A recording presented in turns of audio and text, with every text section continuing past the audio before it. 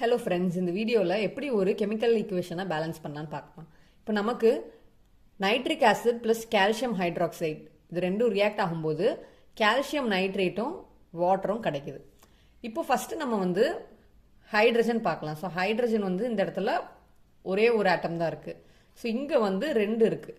சப்போ 1+2 3 வரும். கரெக்டாக நமக்கு ப்ராடக்ட் சைடில் பாருங்கள், இங்கே ஹைட்ரஜன் 2 இருக்குது. ஸோ அப்போது நம்ம என்ன பண்ணலான்னா இங்கே ஒரு 2 போட்டுக்கலாம். அப்போது 2 2s are 4 ஆகிடுமா? அப்போது இந்த 2 நமக்கு எங்கே போடலான்னா இங்கே போட்டுக்கலாம். ஸோ இங்கே நம்ம 2 போடும்போது ஹைட்ரஜன் இங்கேயும் 2 ஆகிடும். ஆல்ரெடி 2 இருக்கு. அப்போது 2+2 இங்கேயும் ஹைட்ரஜன் 4 ஆகிடும். அப்போது ஹைட்ரஜன் பேலன்ஸ் ஆகிடுச்சு ரெண்டு சைடும். அதாவது ஈக்குவேஷனுக்கு ரெண்டு சைட்லேயுமே நமக்கு ஹைட்ரஜன் பேலன்ஸ் ஆகிடுச்சு. நெக்ஸ்ட் ஆக்சிஜன் பார்க்கலாம். ஆக்சிஜன் இங்கே 3 2s are 6 இருக்குது. ஆக்சிஜன் 6, இங்கே ஆக்சிஜன் 2 இருக்குது. ஸோ 6+2 மொத்தம் 8 இருக்குது. ஓகேவா?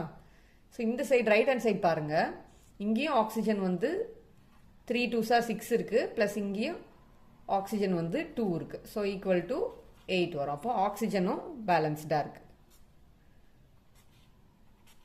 ஓகே, நெக்ஸ்ட் நைட்ரஜன் பார்க்கலாம். நைட்ரஜன் நமக்கு இங்கே 2 இருக்குது. நைட்ரஜன் 2 ஆட்டம்ஸ் இருக்குது.